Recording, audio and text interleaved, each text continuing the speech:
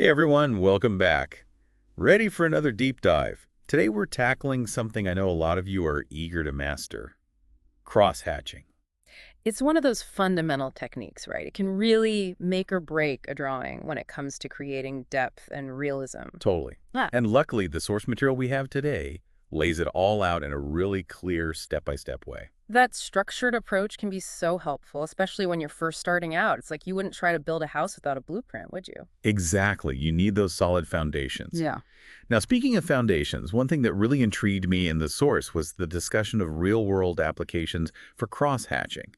I mean, it makes sense, but I'm curious to hear some concrete examples. What are some ways this technique pops up outside of, like, the fine art world? Oh, wow. Yeah, there are tons. One that immediately comes to mind is scientific illustration. Like, if you think about those detailed drawings in biology textbooks, a lot of times they use cross-hatching to depict the textures of different plants and animals.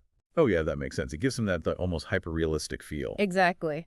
And then you have things like engraving, where crot hatching is essential for creating those intricate patterns and textures on metal or wood. Think about like engraved jewelry or antique printing plates. That's so cool. Okay. Okay, so we've got a sense of the broader impact of cross-hatching.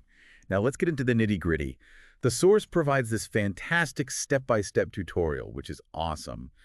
But I'll admit, I tend to get a bit perfectionistic when it comes to drawing. Like, I'm always so afraid of messing up. Any words of wisdom from the source for people like me who are maybe a little hesitant to just jump in? Well, the source actually addresses that head on, which I thought was really great. It emphasizes that making mistakes is a natural part of the process, even for seasoned artists. In fact, the source actually encourages us to view mistakes as learning opportunities, which is a really healthy perspective, I think. I love that. It takes the pressure off a bit. And the source even offers specific tips on avoiding common mistakes, right? Like those little pitfalls we all tend to fall into. Yeah, exactly. It goes into detail about things like maintaining consistent line weight and spacing, controlling the direction of your strokes, and really observing your subject carefully. All right, so we've got the basics down. We're not afraid of making a few mistakes along the way. Now I'm ready to level up.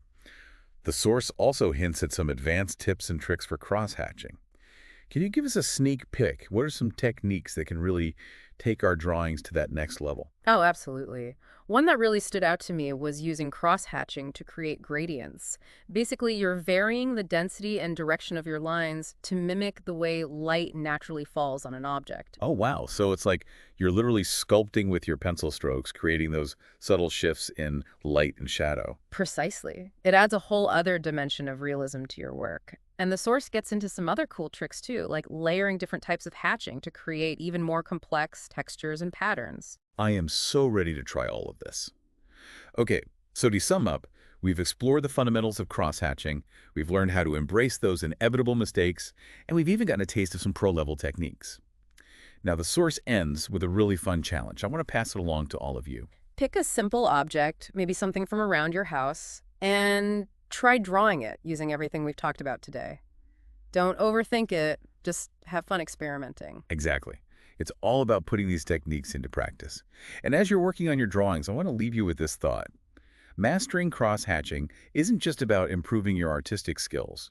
It's also about developing a keener eye for detail in the world around you. Yeah, you might start noticing the way light and shadow play across surfaces Yeah. or the subtle textures of everyday objects. It's like you're opening up a whole new level of visual awareness. And who knows, that heightened awareness might even inspire you to see the world as a potential subject for your art. All right, folks, that's a wrap for this deep dive. Grab your pencils, get creative, and we'll see you next time.